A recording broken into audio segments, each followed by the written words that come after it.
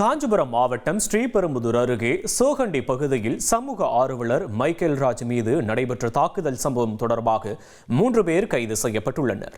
திமுக councillor Palraj மற்றும் அவரது ஆதரவாளர்கள் மைக்கேல் ராஜ் வீட்டிற்கு சென்று மிரட்டி தாக்கியதாக கூறப்படுகிறது. சமூக ஆர்வலரான மைக்கேல் ராஜ் ஊராட்சியில் நடைபெறும் முறைகேடுகள் மற்றும் மணல் திருட்டு தொடர்பாக தொடர்ந்து கேள்வி எழுப்பி தாக்குதல் நடத்தப்பட்டதாக கூறப்படுகிறது.